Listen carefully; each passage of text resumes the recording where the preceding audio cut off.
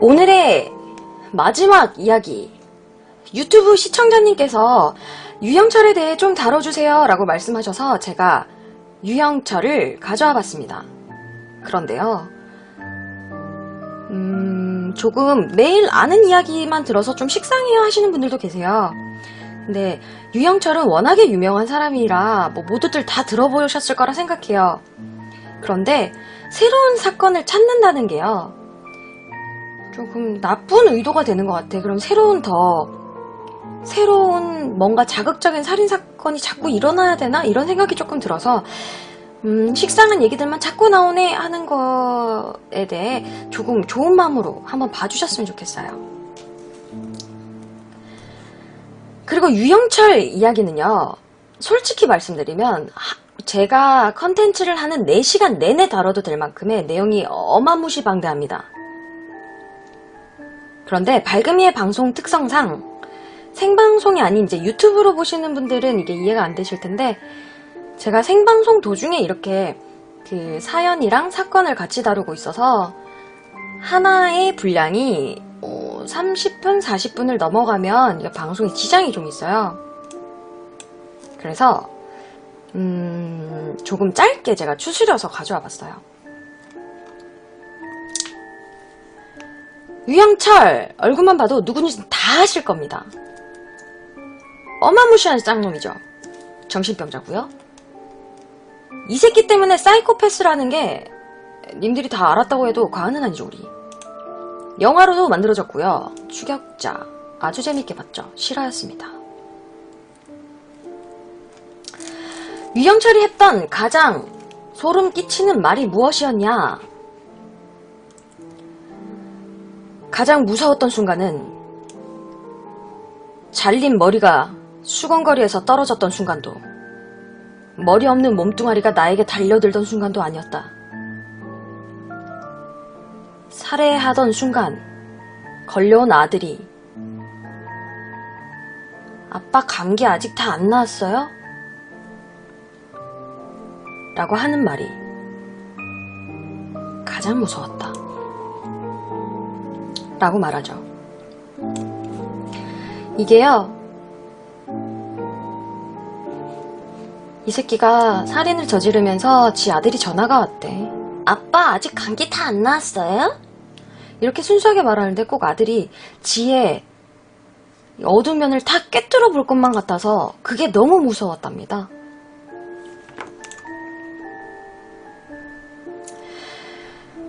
이 유영철은요, 한국 역사상 가장 유명한 연쇄살인마죠. 물론 제가 이전에 다뤘던 우범곤 같은 사람도 있어요.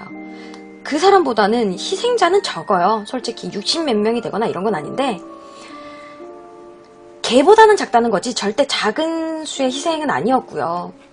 그런데 그 살인 방법이 엽기적이고 닥치는 대로 총을 박여 죽인 우병곤이랑은 다르게 희생자들을 골라서 죽였다는 거. 그게 정말 기가 찰 일이죠. 유영철은요, 2003년 9월부터 2004년 7월까지 10개월 동안요, 20명을 살해한 개새끼입니다.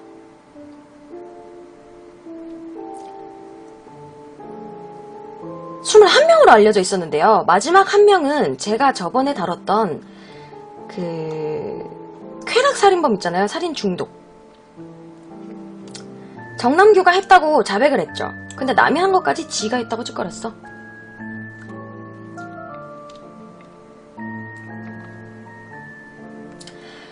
아까도 말씀드렸듯이 사이코패스라는 개념을 대중하게 처음 알린 놈이 이놈이죠. 범행 자체가 엽기 그 자체였어요. 오늘 범죄 하나하나에 대한 이야기는 자세하게는 안 드릴 거예요. 그렇게 하면 끝이 없어요. 근데 정말 무슨 진짜 그걸 다 들으면 여러분 정신과 치료받아야 돼. 어린이 동요 한 30편은 보고 잠들어야 돼요. 마음을 정화하려면. 유영철은요, PCLR 검사에서 이게 사이코패스 판정 테스트래요. 40점 만점인데요, 34점을 맞았어요.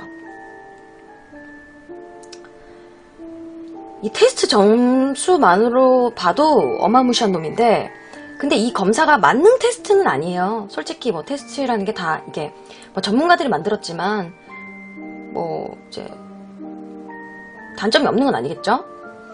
만능 테스트는 아닌데 유영철은 가만 보면 지 쾌락을 위해서 그냥 누구를 죽였다라기보다는 그런 사이코패스라기보다는 주된 동기에 따라서 계획적으로 살인을 계획하고 이제 저지른 어떻게 보면 증오범죄? 여성 혐오증? 뭐 이런 게 좀 있는 것 같기도 해. 그럼 유영철들의 잠깐 살펴볼까? 그의 어린 시절을 봅시다. 유영철, 이 악마 같은 쓰레기 새끼는요, 1970년 4월 18일 고창군에서 태어났어요. 그는 형이 2명 있었고요. 여동생이 1명 있었는데 그 여동생은 이란성 쌍둥이. 지랑 나이도 똑같고요. 이렇게 나왔어. 근데 그의 아버지가요, 어머니를 버리고 바람을 펴요. 그리고 그 2번째 부인한테 가서 2집 살림을 하게 돼. 그러면서 집에는 돈 한 푼 안 갖다 줘요. 생활고에 시달리게 됐지. 그런데 이게 얼마나 한이 됐으면 어머니가 그때 당시 유영철이 태어났을 때 아빠가 이제 그 2집 살림을 하잖아요. 근데 애는 낳은 거야. 유영철을 죽여버릴까 생각을 그렇게 했답니다. 그리고 같이 태어난 여동생도 1년이나 지나서야 출생신고를 했고요. 그의 아버지는요, 원래부터 가난했고요. 가난한 것도 있었고 알코올 중독자였고요. 언제부터였는지는 몰라요. 결혼 전부터 그랬나봐. 가정 내에서 폭력을 휘둘렀고요. 외도는 뭐 말할 것도 없이 많았고요. 쓰레기였습니다. 6살 때부터 8살 때까지는 계모 밑에서 자라요. 엄마가 도망갔나봐.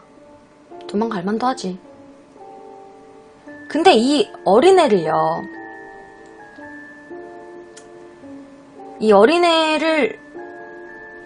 엄마가 잃은 것도 솔직히 진 아빠 때문이잖아. 그리고 계모 밑에 사는 것도 좀 그런데 유영철 어린 시절을 얘기하는 거예요. 유영철을 불쌍히 여기는 게 아니라 그 어린 시절의 유영철을 그 계모랑 그 아비 새끼가 때려요. 밤만 되면 애를 때려요.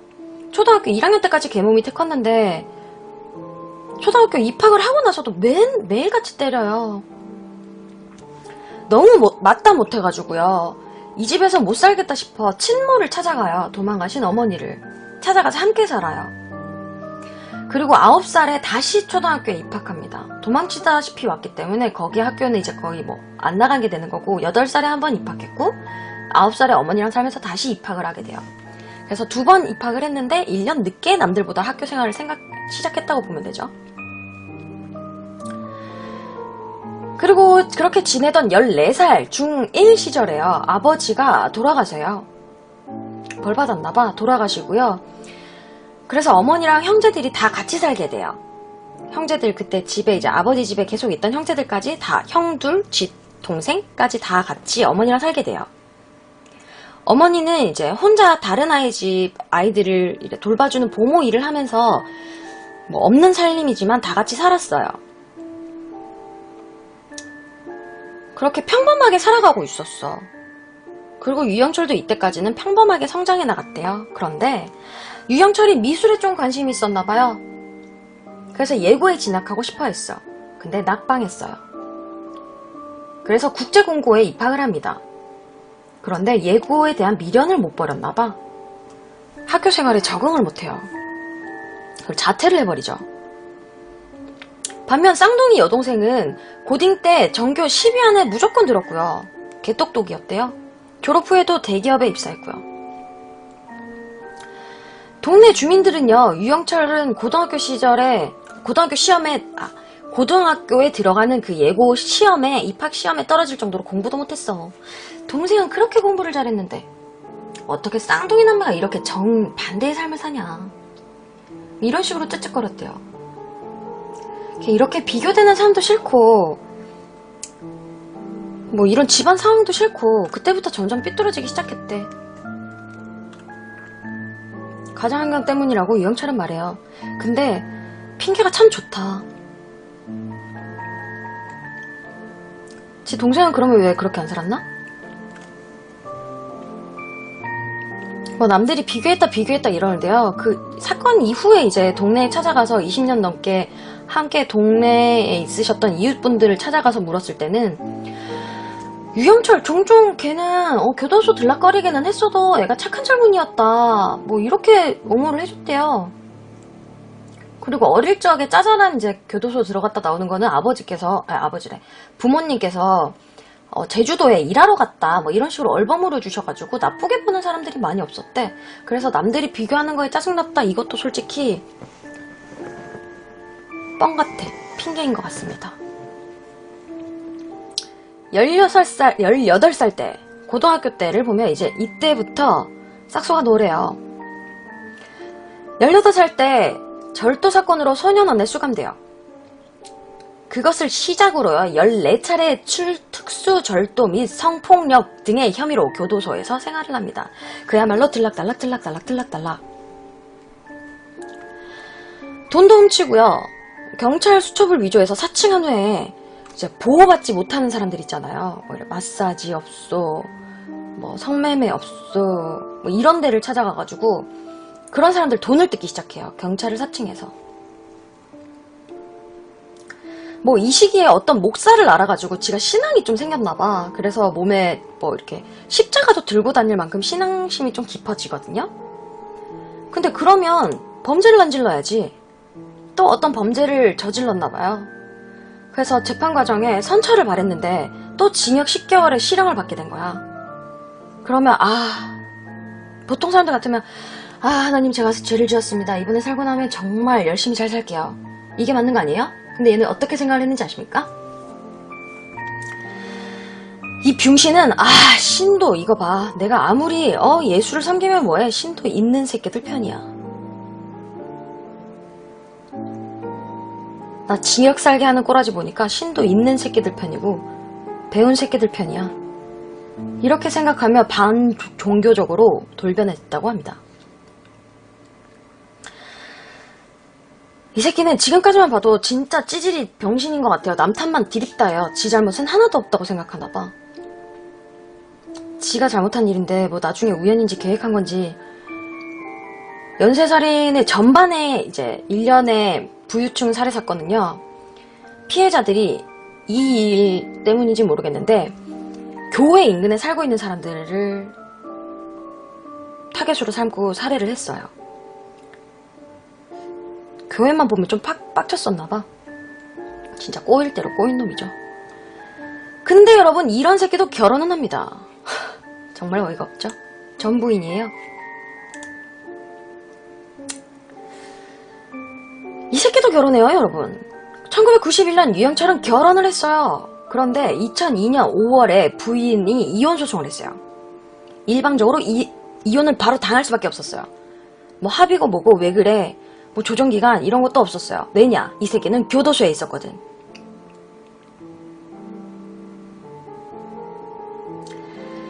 왜 교도소에 있었는 줄 알아요? 2000년도에 미성년자를 차에 태워가지고 강간 및 성폭행을 한 혐의로 3년 6개월형을 받았거든요. 그러니 마누라가 이혼하자고 할만하지. 교도소 들어가 있는 애를. 그것도 미성년자를 강간에 성폭행에 폭력인데. 그렇게 일방적으로 이혼을 당하고요. 양육권도 다 뺏겼어요. 그 뒤로부터 여성 혐오증을 가졌다고 해요. 그런데 왜 혐오증을 가져? 네가 잘못한 거야 이 새끼야. 병신 새끼야. 이해가 안 돼요. 또라이인 것 같아요. 1993년부터 95년까지는요. 간질 증세로 병원 진료를 받았다고 하고요. 부인과 결혼 후에 이혼 후에 2003년 11월에는요. 또 다른 여자를 사귀어요 여러분. 또 다른 여자와 썸을 타고 막 연애를 하는데 걸렸어. 이혼 전력도 걸렸고요. 전과자라는 것도 걸렸어요. 지도 그게 걸리면 안 되겠다 싶어서 거짓말을 하고 만났고. 근데 걸리자마자 그 여자는 절교를 선언하지. 난 이런 사람 싫어 무서워 헤어지자. 근데 또 한 번 꼬입니다. 아씨 기집년들 짜증나. 아씨 족도 아닌 기집년들 짜증나. 뭐냐 얘 정신병자냐? 지 잘못인데? 여자들한테 차인 게 뭐 같았나봐요. 원인은 지가 만들었으면서 말이죠. 그렇게 여자들에 대한 막역한 복수심에 가득 차 있었어요. 그리고 이게 연쇄살인의 계기가 된 걸로 보인다고 전문가들은 추정하고 있습니다. 2003년 9월 11일 10대 여고생을 강간하고 폭행했던 사건으로 3년 6개월을 살고 출소를 하죠. 그런데 이 새끼는요, 출소 후 13일 만에 9월 14일 서울 강남구 신사동에 S여대 명예교수 이모 씨 부부를 둔기로 살해합니다.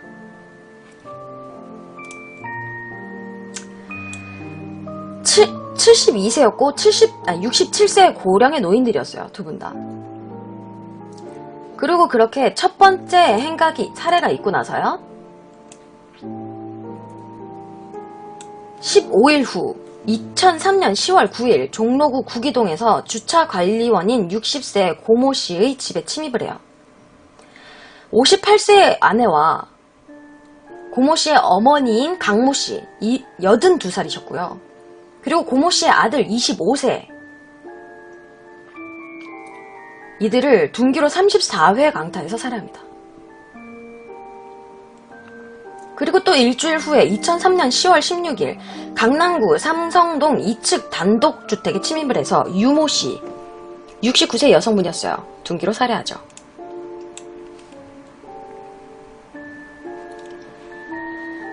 그리고 또 일주일이 아니네요. 이번에는 좀 터울이 있어요. 한 달 터울이 생겼어요. 2003년 11월 18일 종로구 해화동의 2층 단독주택에 침입해서 87살의 남성 김모 씨와 파출부 53세 아줌마를 배모 씨 둔기로 살해해요. 그리고 태어난 지 얼마 안 된 김 씨의 증손자를 이불에 싸서 질식시켜 죽이려고 했어요. 근데 질식 직전까지 갔는데 살았어. 간신히 목숨을 건졌어요. 그리고 여기에서 유영철은 이제 그 증거를 없애려고 근거에 불을 붙여요. 유일하게 불을 질렀어요. 그리고 2004년 3월 서울 마포구 노고산동의 한 오피스텔에서 마사지 도우미를 하던 출장 도우미 25세의 여성 김모 씨를 살해합니다. 여기가 지가 살던 오피스텔이었나봐요. 출장 마사지 여성을 불러서 살해했어요. 그리고 2004년 4월 14일 서울 중구 황학동의 도깨비 시장에서 노점상을 하시던 44세 남자 안모 씨를 자신이 타던 차에 승합차에 유인을 해서 살해를 한 후에 시신을 월미도에 유기합니다. 그리고 2004년 4월부터 7월까지는요 왜 이렇게 꼬이냐, 편안하게 살해를 해요. 마포구 노고산동 오피스텔 집에서 전화방 도우미나 출장 마사지 도우미들을 불러요. 그렇게 11명을 살해합니다. 2004년 5월 종로구 5층 건물 주인을 살해했다고 말했으나 이게 21번째 범행이었거든요. 근데 이건 나중에 살인 중독자 정남규가 이후에 검거가 돼요. 유영철이 먼저 검거가 되고 비슷한 시기에 정남규가 이제 검거가 되는데 정남규가 이거 내가 한 거야. 근데 너네 유영철이 했다니까 믿더라? 나 기분 너무 더러웠어. 라고 진술을 하면서 이 새끼가 안 했다는 게 밝혀지죠. 이 새끼가 잡혔을 때 한 말이 다들 기억할 거예요. 아주 가관이었습니다. 검거 당시 사진인데요.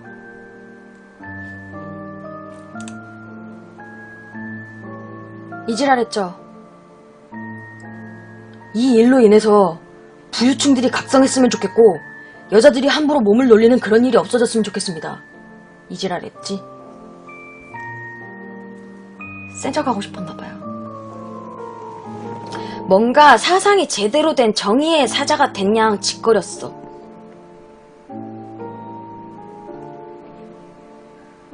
그래서 의적증으로 생각해주면서 여러분 팬덤이 형성돼요.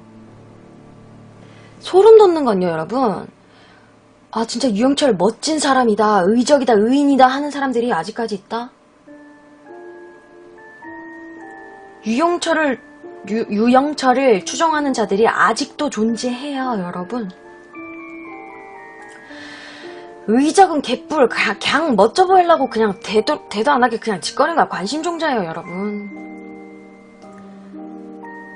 솔직히 여러분, 그 살해를 당한 희생자들이 대부분 보면요, 뭐 가진 것을 털리지도 않았어요. 지가 뭐 부유층들이 각성했으면 좋겠다 그러면 그걸 좀 훔쳐가지고 딴 데 기부를 했다든지 뭐 이런 게 있어야 되는데 그냥 살해만 했어, 단순히.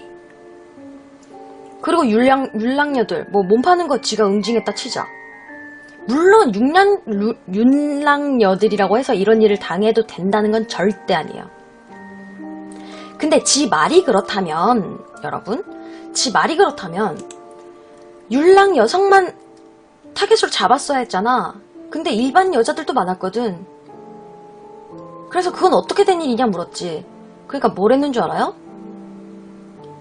율랑녀처럼 보였대. 싸게 생겼대. 옷을 그따위로 입고 있었대. 근데 이 새끼가 율랑녀처럼 때문에 오히려 여자들의 옷차림이 뭐 화장 진하게 하고 옷 막 짧게 입고 향수 뿌리고 이게 강간이나 살인사건을 불러온다고, 그거의 원인이 된다고 아주 말도 안 되는 잘못된 통념을 불러오게 됐죠. 이때부터 시작이었어요. 아직도 종종 정신병자 같은 또라이들은 여자들이 옷 그렇게 입고 댕겨서 그러는 거다. 너 그렇게 돌아다니다가 성폭행 당한다. 이런 무식한 말을 짓거리는 것들이 있죠. 그거의 시초가 이 새끼예요. 범행 일지에도 자세히 나와 있지만요. 아주 세세히는 안 했지만 좀 맥락만 제가 좀 다뤄놨지만 그 외에도 희생자는 많았어요. 뭐 부유한 애랑 율랑녀 말고도 평범한 여성이거나 지체장애인이거나 힘없는 서민이거나 저항을 할 수 없는 노인들. 의적은 개뿔, 개똥 같은 말을 내뱉은 유영철은 만만한 사람만 골라 죽인 병신 중에 상병신이었어요. 유영철은 170의 키예요. 그다지 크진 않은 체격이었대요. 턱이 사각으로 이렇게 벌어진 게 되게 등치가 클 것 같은데 등치는 안 컸대요. 그래서 유영철은요, 성인 남성에게는 지가 당할까봐 찍소리도 못했어. 아주 찍소리도 못했습니다. 아예 그렇게 덤벼볼 생각도 안 했어요. 희생된 남성은 딱 둘이에요. 이 20명 중에. 2003년에 고모 씨의 아들 35살, 그리고 2004년에 노점상을 하고 계시는 44세의 안모 씨. 남자는 딱 둘이었는데요. 이건 지가 의도한 살해가 아니었어요. 어쩌다가 그냥 휘말려서 어쩔 수 없이 살해를 한 거였어요. 그리고 이 둘은요, 다른 시신이랑 다르게 신원이 밝혀지지 못할 정도로 얼굴이 다 망가져 있었어요. 얼마나 쫄았으면, 성인 남성에 대한 두려움이 얼마나 컸으면 죽이고 나서도 거기다 화풀이를 했을까요? 전문가들도 그렇게 본대요. 이 새끼도 대가리가 있는지라 범행 수법이 좀 발전하긴 합니다.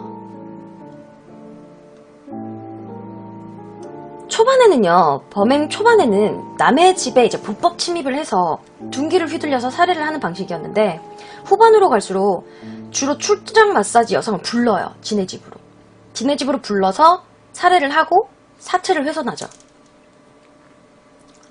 왜냐면 남의 집에 들어가서 이제 범행을 했더니 CCTV에 지 모습이 찍힌 거야. 그래서 신발이랑 지가 입던 옷이 뭐 이렇게 다 나열되면서 수배가 된 거죠. 그게 좀 무서웠나 봐. 그래서 은둔생활을 좀 했지. 그러다가 돈이 궁해져가지고, 근데 여러분, 돈이 궁해져서 율랑 녀석들한테로 돌아섰다 이러는데 여기서도 말이 웃깁니다.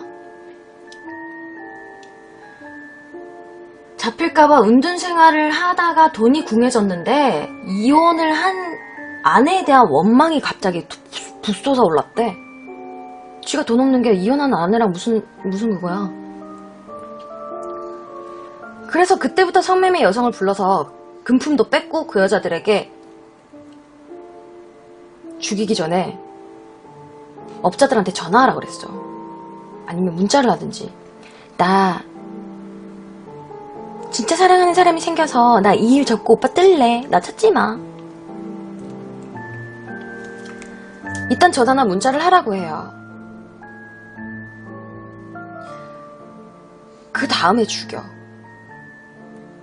그 여성들을 살해할 때 DNA 검사에 걸리지 않으려고 율랑 여성들이랑은 성관계를 하지 않았다고 경찰들이 발표하거든요. 근데 유영철이 자백한 거랑은 또 달라요. 맨 처음에는 아무나 죽였는데 나중에는 예쁜 여자만 골라서 성관계를 갖고 나서 죽였다고 말하거든요. 그리고 심지어 4시간 동안이나 다정하게 대화 나누고 성관계까지 맺고 나서 살해를 한 경우도 있었대요. 그리고 이건 다들 아는 유명한 얘기죠. 유영철은 뚱뚱하고 키 큰 여자는 범죄 대상으로 안 삼아요. 왜냐면 뚱뚱하면 사체를 옮기기가 너무 힘들대. 그리고 키가 크면 피를 뺄 때 욕조에 넣어야 되는데 욕조 안에 다 안 들어가서 청소하기 힘들대. 와우. 이 새끼를 보면요, 진술이 참 기가 막혀요. 경찰이 다른 미제 사건을 하나 가져와요. 미제 사건에 대한 이제 피해자 사진을 보여주면서 야, 이것도 네가 한 짓이냐? 얘도 네가 죽였지. 이렇게 보여줬더니 열나당당하게 말합니다. 수법이 틀리잖아요. 난 한 방에 죽여요. 이랬대. 실제 그 미제 사건은요, 칼로 죽였거든요. 칼로 여기저기 여러 차례 찔렀어요. 칼로 죽이면 여러분, 전문가가 아닌 이상은요, 죽는 데까지 시간이 되게 오래 걸린대요. 그래서 이렇게 살인을 뭐 이렇게 얘처럼 뭐 전문적으로 막 이렇게 몇 명씩 죽일 이런 애들은 칼을 웬만하면 안 쓴대. 둔기가 오히려 사람을 죽이는 데는 빠르답니다, 여러분. 저도 어떻게 찾다 보다 그런 건데 그냥 그렇대요. 나중에 뭐 그런 일 있으면 둔기를 써라 이건 아니다요.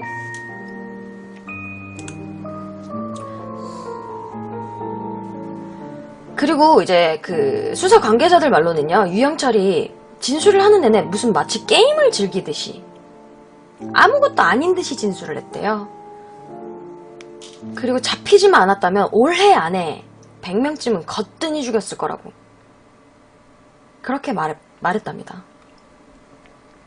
그리고 항상 지는 이 생각을 했대요. 살인을 하고 나서 살아있을 때까지는 죽이자. 한 명이라도 더 죽이자. 이런 사상을 항상 가지고 있었대. 그리고 내가 진짜 꼼꼼하고 완벽하게 살인을 했는데 잡힐 줄은 생각도 못했다. 와, 진짜 프로파일러들 니네 인정한다? 이 줄 알았대. 지가 뭔데. 그리고 여러분, 이 새끼의 인터넷 아이디, 집 비번 이런 게 다 1818이었답니다. 집 비번, 뭐 어디 인터넷 어디 사이트 아이디 비번 다 1818이었대요. 미친놈이었던 거야. 어디 분출할 데가 없었던 거야. 그러니까 내가 닉네임 어그로처럼 하는 거 진짜 싫어하는 거야. 그러지 마. 자기 인격 보여주는 거예요. 유영철이 체포된 뒤에 이제 프로파일링 니네 진짜 멋있다 이러면서 자화자찬을 벌였는데, 실제로 여러분 유영철을 잡은 거는 아시죠? 우리 추격자에서 나오잖아요. 추격자에 나와 이 내용이잖아요. 유영철은 1818이 이제 한국 욕이랑 같아요, 발음이. 그래서 그렇게 해놓은 거예요.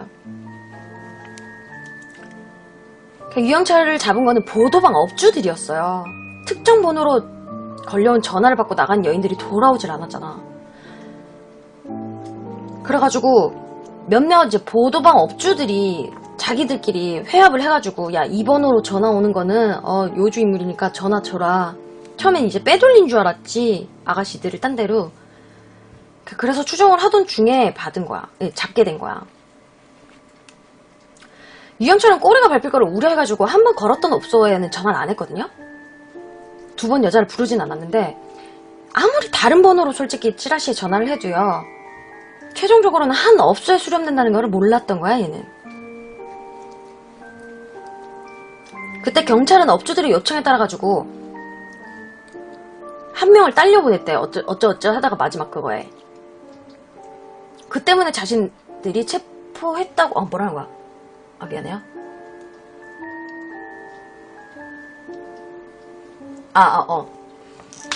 이제 이 업주들이 이제 잡으러 가는데, 거기에 경찰을 한 번 껴줬대요. 그래서 솔직히 그냥 경찰이 한 그건 아니었는데, 이게 잡히고 나서 거기에 딸려서 그냥 힘만 조금 실어줬던 그 사람이 승진을 하게 됐대요.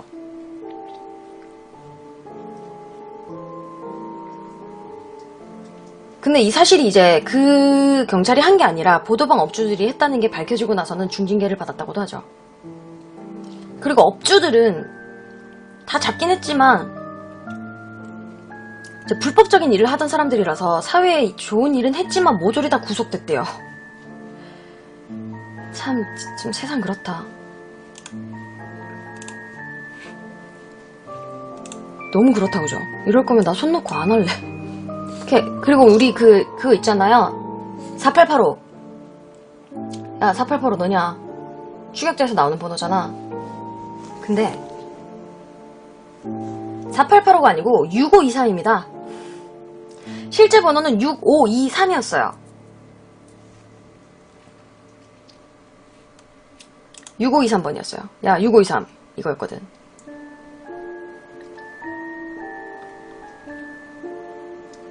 이런 새끼가 지금 2004년 7월 18일 체포됐고요. 검거 당시 사진 보셨고 이제 유기장소나 이런 걸 지가 다 얘기를 해. 잘났다는 식으로. 이건 검거 당시 사진이고요. 현장 검증.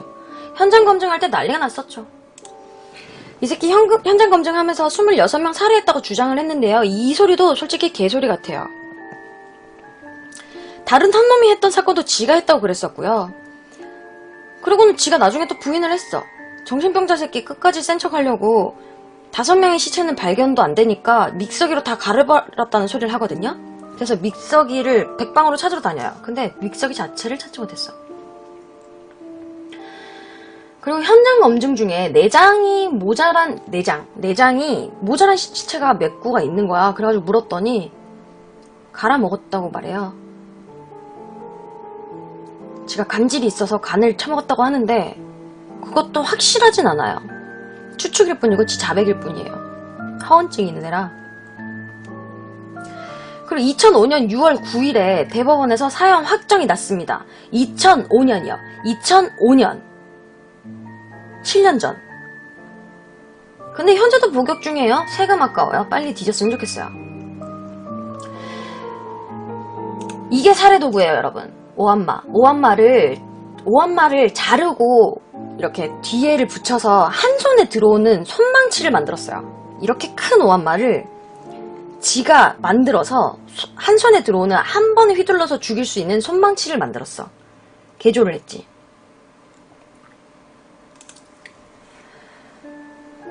근데 이 새끼가 이거는 이제 진범 잡혔을 때 나왔던 뉴스 얘기고요. 정남규 지금도 복역 중이고요. 이 새끼가 감옥에 들어간 뒤에도 얌전히 있질 않았어요. 들어가자마자 수감자들을 쓱 한번 훑어봅니다. 동료 수감자들이지. 근데 거기다가 이 새끼가 뭐라고 했는지 알아요?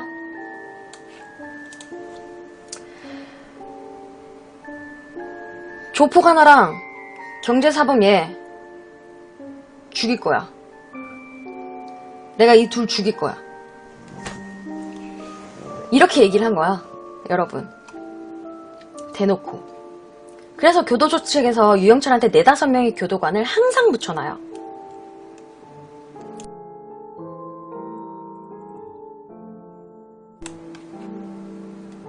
그리고 2011년에는요. 교도관들의 목을 조르거나 멱살을 잡고 야, 나 사이코인 거 모르냐? 이렇게 소리치면서 난동을 피워. 그래가지고 독방에 끌려가기도 했어요. 아직까지도 독방에 감방에서 적응을 못했는지 교도관들 가발 벗기고 화단 괜히 망가뜨리고 이런데 미친놈이 원래 2007년 1월에요. 법무부에서 유영철 사형을 추진을 했어요. 왜 죽일 거면 빨리 죽이지, 왜 살려도 맞지, 세금 아깝지. 근데 2007년에 한 번 했었어요. 유영철 죽이자, 사형하자 그랬는데, 여러분 무슨 이유인지는 모르겠는데, 무슨 어떤 뭐 정치적인 건지 그건 난 잘 모르겠어. 근데 청와대에서 강력하게 반대했습니다. 뭐 인권회 이런 게 아니라요, 청와대에서 그랬어요. 어느 정권인지는 얘기 안 할게요. 뭐 여러 가지 이유가 있었겠지만 저는 빨리 뒤졌으면 좋겠다라고 생각합니다.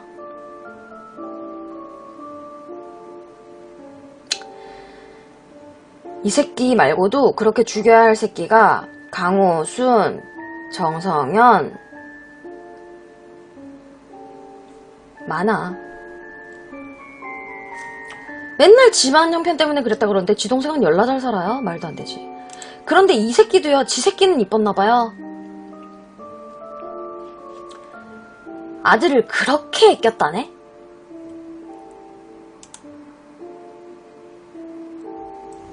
경찰이 어떤 사건이 하나 있었는데 그 사건 이름을 모르겠다. 이문동? 그 살인사건이 있었는데 유영철이 한 건 아니었는데 또 얘가 했다고 말을 한 게 있어요. 거짓 증언을 했지. 근데 그거에 대해서요, 이제 경찰이 아들 너 징역 들어가고 사형 판정 받아도 내가 네 아들 대학 진학까지 책임져 줄게, 뭐 이러면서 얘기를 했대요. 그러면서 취조를 하기 시작했는데 지가 안 한 사건에 대해서 몰라, 센 척을 하려고 한 건지 그 아들 얘기에 좀 혹했는지 지가 안 한 얘기도 막 자백을 했대요. 그리고 교도소 내에서 어떤 여자 기자랑 편지를 주고받았다네요. 근데 거기에 또 아들 자랑을 그렇게 했다네. 그리고 이 쓰레기 같은 애가 아들 생각이 나서 그러는지 다행인 게 10대는 건드리지 않았어요. 이제 살해를 하진 않았어. 그리고 또 여러분, 유영철에 대한 괴담이 엄청 많아요. 뭐 성기를 칼로 도려내서 죽일 여성 앞에 보여주면서 너도 곧 이렇게 될 거다, 뭐 진짜 입에 담지도 못할 진짜 어마무시한 괴담들이 많잖아요. 근데 이건 아니라고 합니다. 유영철은 칼을 사용하진 않았대요. 아까도 말씀드렸듯이 오한마, 지가 오한마로 이제 오한마를 개조해서 손망치로 만든 그걸로만 거의 했기 때문에 뭐 칼로 뭐 난도질을 했고 뭐 이런 거는 유영철 괴담이 아니랍니다. 그냥 만들어진 이야기래요. 그리고 여러분, 유영철 이 새끼 때문에 또 사회적인 파장이 여고생은 성폭행은 했는데 살해하진 않았어요.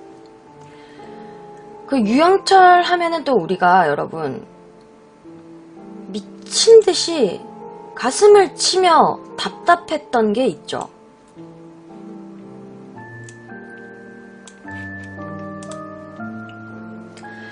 유영철 이 새끼를 이송하던 경찰이요, 유영철에게 달려드는 피해자 유가족을 발로 걷어찬 사건이 있었어요. 나 소름 돋습니다, 지금. 논란이 되었던 이 형사님은요, 이렇게 말해요. 유가족인지 몰랐다. 유가족이 아니면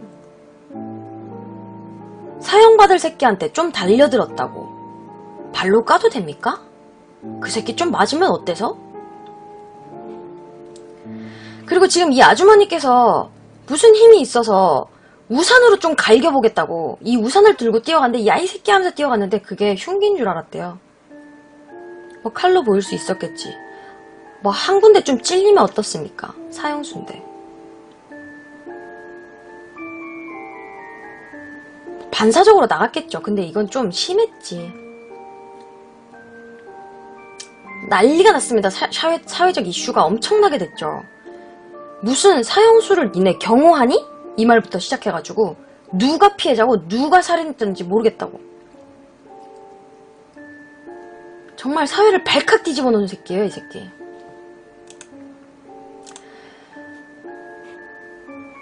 그리고 이 새끼가 들어가 있는 깜빵의 뉴스는 끊이지를 않습니다.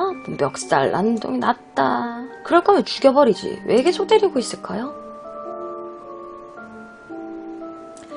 이 새끼도 참, 한 기자랑 교도소 내에서 왜 편지를 계속 주고받았다 그랬잖아요.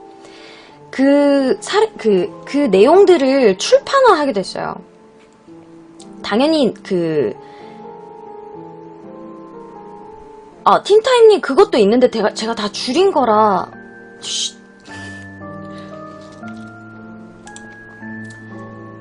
이게 그거를 출판을 했어, 책으로. 당연히 그거죠. 살해 이야기지. 지가 살해했던 그거에 대한 이야기인데 그 내용이 너무 그지 같아가지고 19세 구독 불가입니다. 19세 미만 구독 불가 서적인데요. 근데 책이라는 게 살 때만 솔직히 뭐 어떻게 뭐 어른이 가서 사고 돌려볼 수도 있는 거잖아. 저는 이런 책 출판하는 거 반대입니다. 안 그래요? 책이라는 거는 이게 관리가 안 될 텐데 19세 미만 구독 불가 서적이라고 한들 이게 무슨 소용이 있을까요? 그리고 여러분, 이게 뭔지 아십니까?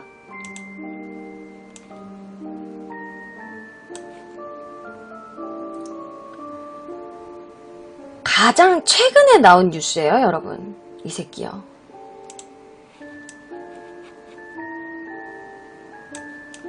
이게 뭐냐면요. 2014년 11월에 교도관한테요. 뒷돈을 주고 일본 만화나 성인 화보, 야설, 망가, 야애니 밀반입하고 있다는 사실이 확인됐어요.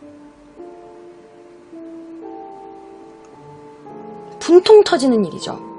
사형을 안 시킨 것도 미쳐버리겠는데 분통이 터지는데 이 새끼 잘 살아요. 욕구도 채워가며. 이 아래 이 내용은요, 야한 사진이에요. 야한 사진을 넣어서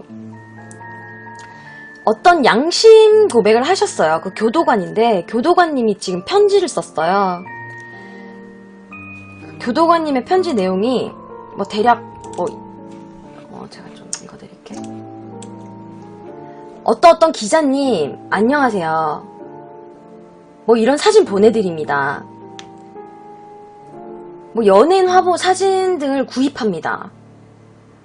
돈을 누군가 송금을 해줍니다. 원래 가족밖에 안 되는데 가족밖에 송금을 못 해준대요. 그 영치금을. 근데 뭐 이렇게 좀 그게 되나봐. 뭐라 그러냐, 유두리 있게 좀 넘어가 주나봐요. 그래서는 안 되지, 범죄자인데. 그래서 뭐 어떻게 돈이 들어오면 구매대행 업체 애들한테 뭐 편지를 써서 뭐랑 뭐 넣어달라고 한대요. 여기 위에 보시면 뭐 좀 구해주세요. 뭐 부탁합니다. 뭐 비닐 포장해서 보내주세요. 뭐 안에 얼마 들어있습니다. 잡지 뭐 어떤 애니 보내주세요. 구매대행 업자한테 보낸 건가 봐요. 그리고 이 밑에 거는 양심 선언하신 거고. 이분 때문에 이게 밝혀지죠. 그 돈 받았던 교도관은 뭐 하는 사람입니까? 돈이 그렇게 없나? 지금 이 일 때문에도요, 여러분. 이 새끼가 잡혀간 게 몇 년도냐? 2005년 6월 9일날 사형 판정받고 들어갔어. 근데 2014년까지 우리가 이 새끼 뉴스를 봐야 합니까?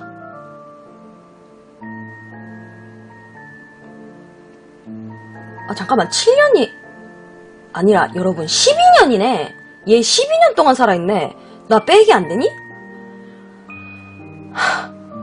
여러분, 얘가 2005년에 깜빵에 들어갔는데 사형 판정을 받았는데 2011년에도 교도관 목을 조르고 화단 지랄하고 내가 짱이다, 난 사이코패스다 이 지랄하면서 독방 왔다 갔다 했다고 뉴스 듣고, 2014년에는 야한 잡지 뭐 다 보고 있다는 거 다 보고 다 또 뉴스 나오고.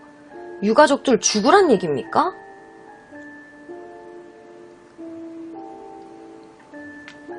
죽은 피해자들 2번, 3번 죽이실 겁니까?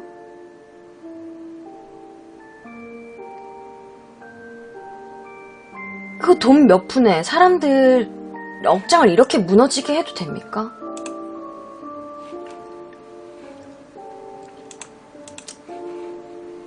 이 사형수 새끼, 대한민국 역사상 정말 어마무시한 거지 같은 일들을 가장 처음으로 다 최초로 만들어 놓은 이 새끼.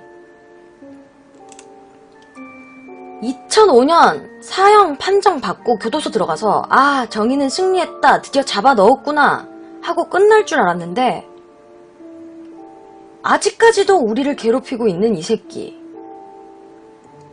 앞으로 이 새끼 뉴스는 안 봤으면 좋겠습니다. 다시 이 새끼가 뉴스에서 거론되는 건 드디어 사형을 시킵니다 라는 내용의 기사만 봤으면 하는 마음이 너무 절실하게 드네요. 너무 다 잘 아는 얘기라 줄이고 줄여 얘기하는데도 흥문을 감추지 못하게 만드는,